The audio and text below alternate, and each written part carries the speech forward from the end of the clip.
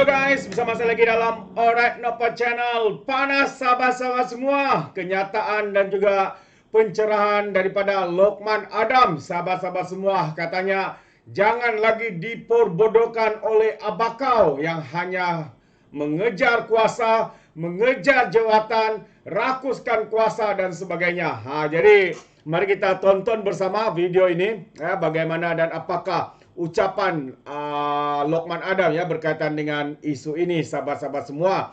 Tapi sebelum itu jangan lupa juga untuk terus support Alright Nopa Channel dengan cara tekan butang subscribe, like dan share. Mari kita tonton bersama ucapan panas daripada Lokman Adam ini, sahabat-sahabat semua. Kalau ada geng-geng PAS yang turut hadir, hadirin hadirat rakyat Malaysia yang saya kasih sekalian, kita berada di ambang pilihan raya. Dewan Undangan Negeri sudah pun dibubarkan. 6 negeri akan berhadapan dengan satu pilihan raya yang cukup penting, tuan-tuan. Kenapa pilihan raya ini penting? Kerana pilihan raya ini, saudara, adalah satu pilihan raya yang akan menyaksikan sama ada sebuah pentadbiran baru yang terdiri daripada pakatan musuh-musuh politik sebelum ini boleh diterima oleh rakyat ataupun tidak. Sekiranya kita berjaya, tuan-tuan, dan rakyat menerima 6 pilihan raya ini untuk memberikan mandat kepada Kerajaan Perpaduan terus memerintah Malaysia, saya berani cakap, tuan-tuan, ianya akan menjadi pengakhiran untuk politik perkauman rasisme dan pengakhiran untuk politik sempit yang dimainkan oleh Perikatan Nasional. Itu sebabnya, saudara, hari ini kita lihat pemimpin-pemimpin Perikatan Nasional, mereka memainkan isu 3R supaya rakyat membenci pakatan ini, seolah-olah bahawa kita, bila kita memerintah kawan-kawan yang beragama Islam, kedudukan hak istimewa orang Melayu akan terjejas, kedudukan Islam sebagai agama rasmi akan diperkotak-katikkan, kedudukan bahasa Melayu akan diperlekeh, kedudukan raja-raja Melayu akan kembali dipermainkan. Tuan-tuan, itu sebabnya saya nak beritahu, khususnya kepada pengundi-pengundi bukan Melayu,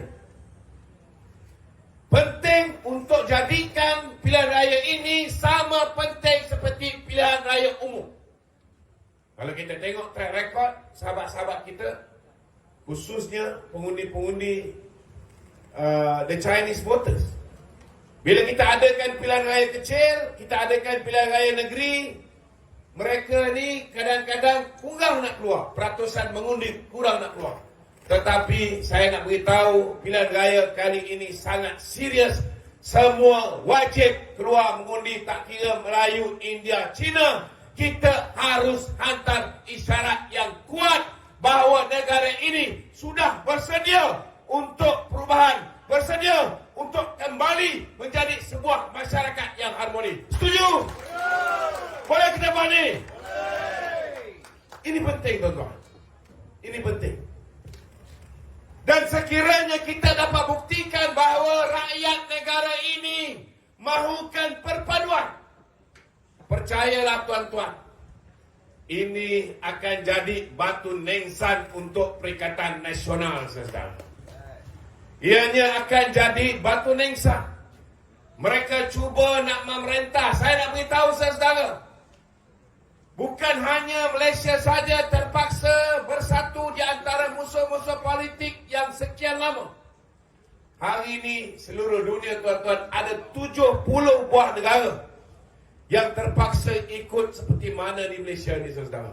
Thailand pun sama, New Zealand pun sama. Tidak ada parti, saudara, yang boleh memerintah secara bersendirian. Kita BN sudah pasti sebelum pilihan raya apa kita tak cakap pasal kawan-kawan kita. Semua kita cakap, betul tak betul? Sebab kita nak memerintah bersendirian. Sama juga PH juga, apa dia tak cakap pasal BN? Sebab mereka juga memerintah secara bersendirian. Cuma Perikatan Nasional dia tahu dia tak boleh memerintah secara bersendirian. Jadi strategi mereka, dia gunakan orang dalaman UMNO untuk sabotaj parti kita sendiri dengan harapan bila kita tak boleh membentuk kerajaan secara bersendirian, akhirnya kita akan panggil mereka, panggil PAS, panggil Bersatu, bentuk kerajaan, dan mereka boleh diktat BN siapa yang mereka nak menjadi Perdana Menteri. Tetapi tuan-tuan, wa makaru wa makarallah wallahu khairul makirin. Apa yang berlaku hari ini saudara ialah kehendak Allah, saudara. Betul tak betul, tuan-tuan? Kalau dipikir dari segi logik akal, tuan-tuan, kalau Allah Ta'ala tak tarik kebijaksanaan Muhyiddin Yassin, kalau Allah Ta'ala, tuan-tuan, tak kurniakan kebodohan yang luar biasa kepada Muhyiddin Yassin, pada hari beliau menghadap ke bawah duli tuanku yang di Pertuan Agong, tuan-tuan, saya nak beritahu saudara, ahli Parlimen Pakatan Harapan ada 29 orang ahli Parlimen Melayu Islam. Betul tak betul?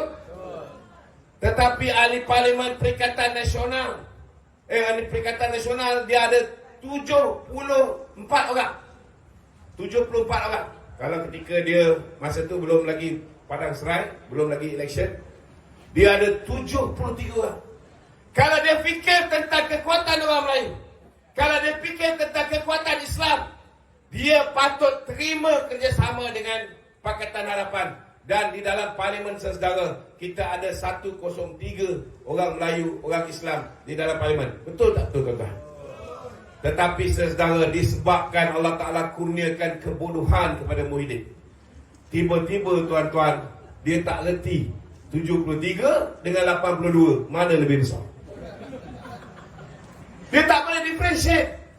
82 is more than 73. Dia masih tetap nak jadi Perdana Menteri. Kalau tiba-tiba pada hari itu, tuan-tuan, ke bawah duli tuanku menitahkan, Muhyiddin, disebabkan kau pernah ada pengalaman menjadi Perdana Menteri, Anwar Ibrahim ada pengalaman menjadi timbalan Perdana Menteri, maka dengan ini better mencadangkan kamu jadi Perdana Menteri. Anwar walaupun dia ada lebih kursi, dia jadi timbalan Perdana Menteri. Agak-agak tuan-tuan, Muhyiddin terima tak terima? Terima tak terima, tuan-tuan? Agak-agak tuan-tuan, hari ini dia bersama balik tak dengan DAP? Sudah pasti dia bersama balik. Ada isu tak dia bersama dengan DAP? Tak ada isu. Yang penting dia Perdana Menteri.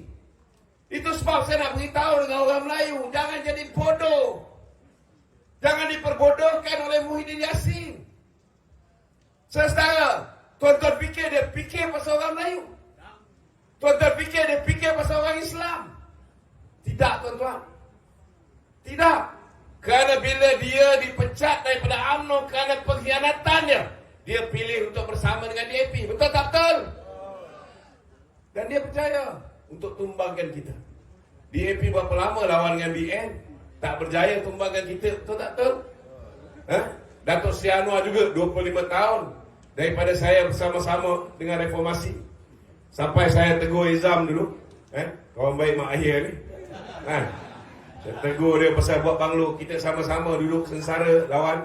Orang lain semua hilang kereta, hilang apa, rumah, bini pun hilang. Betul tak? Dia duduk dalam penjara, bini dia hantar. Banglo kita dah siap tak? Siap buat album. Dah keluar nak buat perangai yang sama, saya mesti tegur. Bila saya tegur, saya kena pecat. Tu setengah-setengah orang tak tahu. Saya dipecat daripada UMNO kerana saya mengatakan Mahathir pembohong. Saya juga dipecat daripada PKR kerana saya cakap Izzah menyeleweng dana parti. Saya tak keluar daripada dua-dua parti ni. Sama juga ketika saya menegur parti nak bekerjasama dengan Mahathir. Saya kenal orang tua puaka ni, tuan-tuan. Takkan saya nak biarkan parti saya rosak? Betul tak betul? Belum sempat kerjasama dengan Mahathir, baru kerjasama dengan Muhyiddin. Muhyiddin ni boneka Mahathir. Tengok berapa jahanam UMNO. Kalau ketika pada bulan Februari 2020, ketika itu berlaku pilihan raya, tuanku tak bila dah panggil 222 orang, bila tidak ada seorang pun berjaya diangkat menjadi Perdana Menteri, tuan-tuan. Masa tu UMNO dengan PAS kuat. Kalau ketika itu berlaku pilihan raya, confirm kita menang.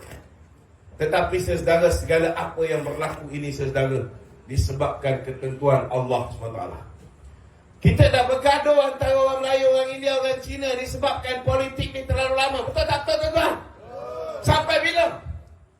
Apa yang berlaku saudara dalam tempoh 25 tahun akibat daripada mamak pendara bernama Mahathir Mohamad. Hancur negara, betul tak? Daripada Asian Tiger sudah jadi Pussycat hari ini. Hari ini saya nak beritahu tuan-tuan, kita rasa malu. Kalau dulu saudara, kawan-kawan daripada Indonesia, mereka tuan-tuan, mereka sanggup menyambung nyawa. Mereka sanggup menyambung nyawa tuan-tuan, meredah lautan Cina Selatan untuk datang ke Malaysia cari makan. Hari ini kita tengok antara construction site kita banyak. Mereka ni dah balik kembali ke Indonesia dan mereka boleh cari makan di Indonesia dengan gaji yang lebih besar. Saudara, kita sepatutnya dah siap high speed rail, tetapi disebabkan sengketa 25 tahun ini saudara, kita ketinggalan banyak. Itu sebab orang Melayu, saya nak beritahu, orang Melayu hari ini, kalau mereka terperdaya dengan mainan ini tuan-tuan, saya nak beritahu, Muhyiddin ada peluang untuk menjadikan kerajaan hari ini kerajaan yang ada 103 ahli parlimen Melayu daripada 158 sepatutnya kalau digabungkan dua-dua ni tuan-tuan. Sudah pasti Melayu kuat. Tetapi matlamat dia bukan nak jadikan Melayu kuat. Matlamat dia bukan nak jadikan Islam kuat. Tetapi matlamat dia tuan-tuan tidak lain, tidak bukan hanya nak jadi Perdana Menteri. Betul tak betul? Betul. Dia tak fikir soal negara. Saudara, hari ini saya nak beritahu, siapa pun jadi Perdana Menteri, mereka tak boleh buat pemulihan ekonomi ni lebih baik daripada Datuk Seri Anwar Ibrahim. Kerana Datuk Seri Anwar Ibrahim mempunyai networking antarabangsa, saudara. Kita tengok, kita angkat Mahathir ni saudara sekejap menjadi Perdana Menteri. Apa dia buat? Dia buat masalah dengan India. Betul tak? Dia buat masalah dengan India. Kita bagi dia sekejap jadi Perdana Menteri, dia buat masalah dengan China. Saudara, ini dua negara, dia punya population, dia punya penduduk dia lebih kurang 1.4 bilion. Kita tengok tuan-tuan, dulu kita terpaksa subsidi. Macam mana kita subsidi? Kita naikkan harga kita lain, nak pastikan supaya Proton ni orang beli. Kita kena buat macam tu. Orang lain terpaksa bayar kita. Tuan-tuan, kereta kita ni berapa sen sangat sebenarnya nilai dia.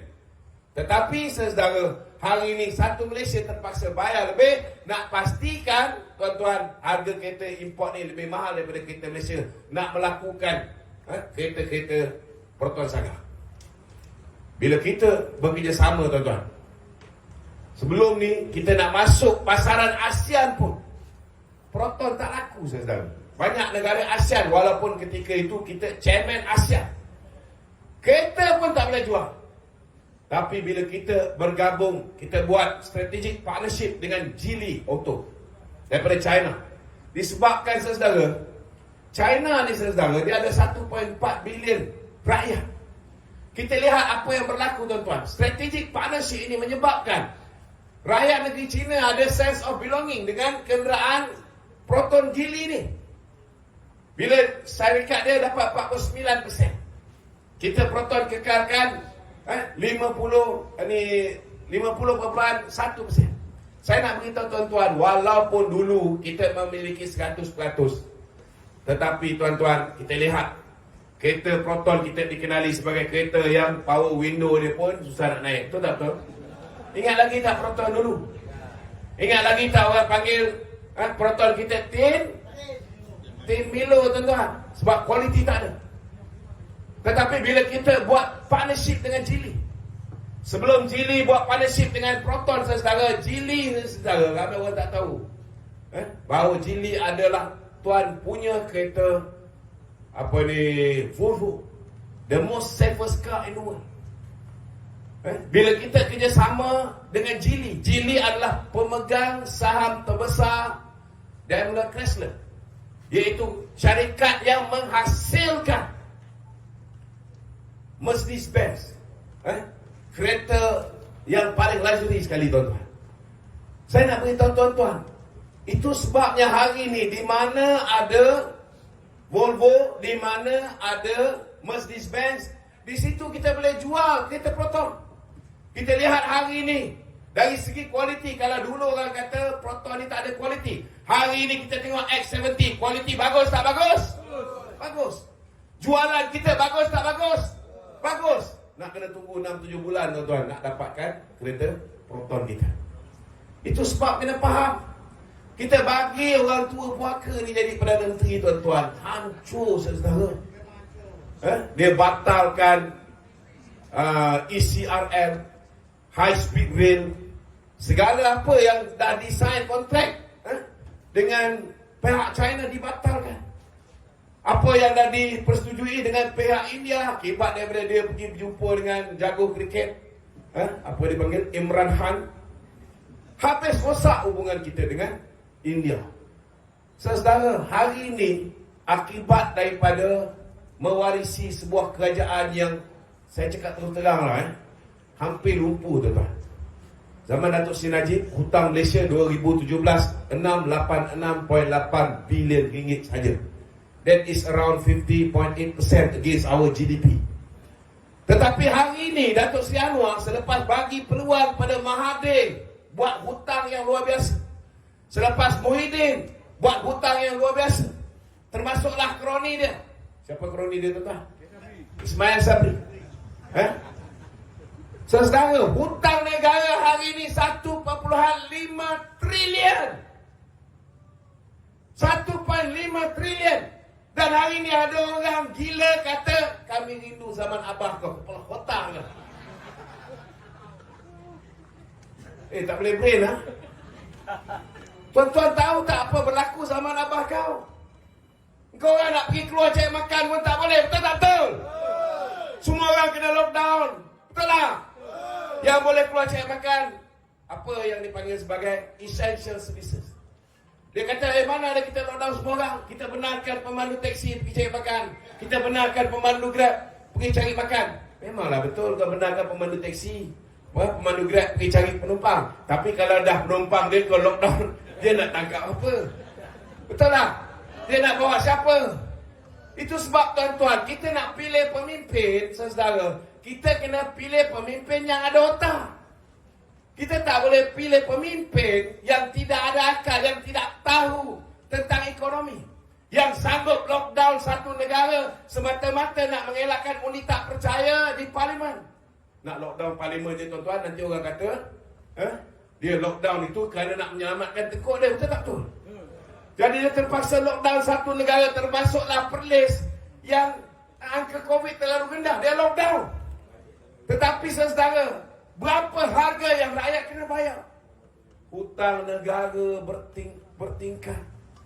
Saudara, orang yang dapat RM600, biasa gaji RM2,000, biasa gaji RM3,000, biasa gaji RM6,000, ada yang RM10,000, ada yang RM30,000. Boleh settle tak dengan RM600 yang dibantu oleh Muhyiddin Yassin? Tak boleh, tuan-tuan. Kita betul, mula-mula kita bagi pengeluaran KWSP. Lepas tu dia buka sektor ekonomi sekejap. Sekejap PKP, sekejap buka. Bila buka tu, dia benarkan sekejap.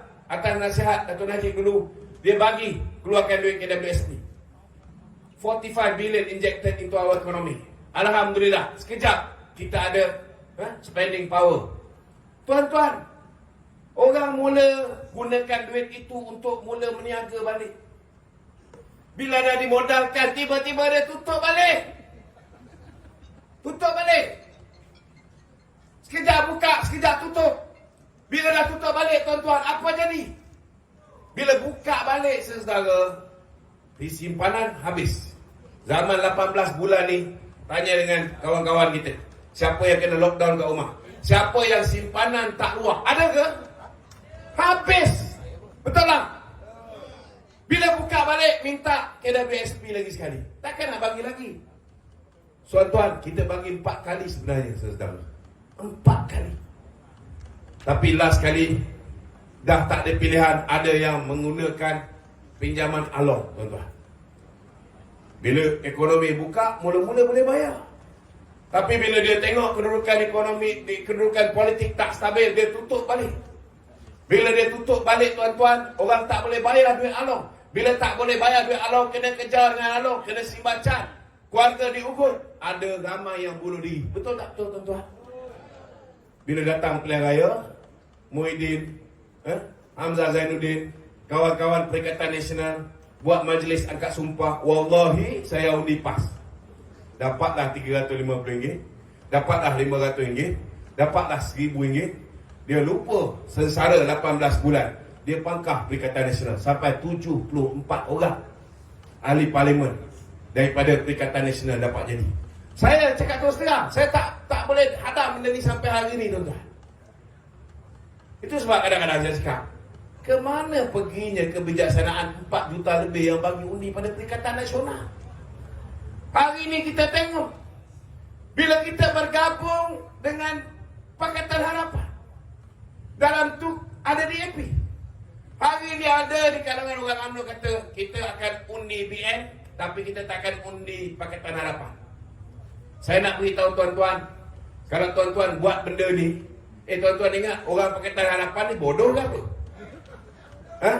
Kalau BN tak undi Pakatan Harapan, Pakatan Harapan undi tak BN? Tak undi. Saudara, kita masuk pilihan raya ni, kita agih kursi secara saksama. Ada tempat BN bertanding, ada tempat Pakatan Harapan bertanding. Betul tak betul? If we boycott each other, kalau kita boycott satu sama lain, akhirnya yang akan menang, tuan-tuan, si tua puaka ni. Betul tak betul? Akhirnya yang akan menang ni bapa lockdown negara. Betul tak betul? Abah kau ni. Jadi di mana logiknya? Saudara, habis kuatkah keistimewaan zaman Muhyiddin ni? Hanya budak-budak je yang merasa. Sebab mereka tak payah pergi sekolah, mereka belajar study from home. Keputusan lebih baik daripada pergi sekolah. Ini yang Razi Jilin buat, tuan-tuan. Dia naikkan pemakahan supaya orang dapat markah tinggi. Last kali dia tak sedar. Rupa-rupanya dengan dia berbuat demikian, rupanya lebih baik belajar di rumah daripada pergi sekolah. Boleh tutup semua sekolah, tuan-tuan. Ini kadang-kadang nak menipu pun tak pandai. Dia ingat dia boleh tipu macam angka COVID. Saudara, hari ini penting, tuan-tuan. Dan saya nak beritahu pada rakan-rakan UMNO, rakan-rakan Pakatan Harapan, kerjasama dengan antara BN dengan Pakatan Harapan ini, kalau kita boleh maintain for 2027 dan seterusnya, tuan-tuan, tak ada orang boleh kacau kita. Selama hari ini orang UMNO kalau nak bertanding, dia cari kursi Melayu. Kalau tidak ada lebih daripada 70%, susah nak menang, tuan-tuan. Betul tak? Betul. Sama juga Pakatan Harapan. Kalau dia nak bertanding, dia akan bertanding di kursi yang ramai bukan Melayu. Dan kalau dia nak bertanding pun di kawasan Melayu, urban areas je yang peluang dia nak menang. Tetapi saudara, selepas ini saudara, kita tak perlu bimbang lagi. Di mana tempat ada pengundi bukan Melayu ramai pun, BN boleh menang. Di mana tempat yang pengundi Melayu ramai pun, Pakatan Harapan boleh menang. Dari segi untuk kawan-kawan UMNO, saya nak beritahu, kalau kita pilih untuk bersama dengan Perikatan Nasional, saudara, parti yang ditubuhkan untuk tanam kita ni, 74 kursi yang dia menang ni, confirm kita tak boleh bertanding. Confirm tak boleh bertanding sebab dah jadi milik dia. Ada lagi 35 kursi. Ada lagi 29 kursi yang dimenangi oleh kawan-kawan Pakatan Harapan, kawasan Melayu. Yang ini mungkin kita kena share. Share pun, tuan-tuan, disebabkan prestasi BN hanya 26 kursi yang belum menang. Bersatu dan PAS ada 76. Habis kuat kita boleh dapat tambahan lagi 5. Bila tambah lagi 5, tuan-tuan, sekarang kita ada 26, campur lagi 5, UMNO hanya boleh bertanding pilihan raya akan datang sekitar 31 kursi saja. Saya nak beritahu tuan-tuan, UMNO ada 191 bahagian. Maknanya, lagi 130 bahagian boleh tutup kedai dan gulung tikar. Betul tak tuan-tuan? Tetapi bila kita bersama dengan kawan-kawan Pakatan Harapan, we complement each other. Kita lihat BN tuan-tuan, parti yang masih lagi mempunyai sokongan orang Melayu paling ramai. Kita kena boykot dengan orang kita pada pilihan raya lepas. Tetapi tuan-tuan, ramai yang sudah sedar insya-Allah. Cuma ada satu dua yang masih bebal ni, saya harap betulkan kepala dia cepat. Kita tak ada masa. We have around 34 days untuk tuan-tuan betulkan mind setting. Kerana kalau misalnya kita tak mampu untuk deliver undi orang Melayu untuk membantu calon kerajaan perpaduan, pilihan raya akan datang, BN nak dapat kursi lebih pun payah. Betul tak betul tuan-tuan? Yang ini kita kena fikir. Saudara, saya nak beri jaminan tuan-tuan, bila kita kerjasama dengan Pakatan Harapan memberi jaminan, 10 perkara yang kita dah bersetuju. Perkara pertama tuan-tuan berkaitan dengan 4 perkara asas yang terkandung dalam perlembagaan negara. Kita tanya dulu, apa pendirian DAP berhubung dengan hak istimewa orang Melayu, kedudukan Islam, agama persekutuan, kedudukan bahasa Melayu, kedudukan raja-raja Melayu. Pendirian DAP secara tegas dinyatakan oleh YB Anthony Loke tuan-tuan, bahawa itulah pendirian kita. Kita akur dengan apa yang termaktub di dalam perlembagaan negara dan kita menjunjung kedaulatan perlembagaan ini.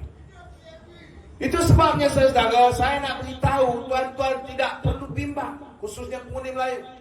Selagi ada UMNO di dalam kerajaan perpaduan ini, kedudukan orang Melayu, kedudukan Islam, bahasa Melayu, kedudukan raja-raja, kita tetap akan pertahankan. Boleh? Terbaik, itu dia sahabat semua pencerahan daripada Lokman Adam berkaitan dengan situasi terkini dan juga ya bagaimana kebobrokan daripada mantan Perdana Menteri Kerajaan Tebuk Atap yang menutup ekonomi, menutup negara, mengunci rakyat sehingga ekonomi kita jatuh merundum. Ekonomi rosak, hancur, berkecai.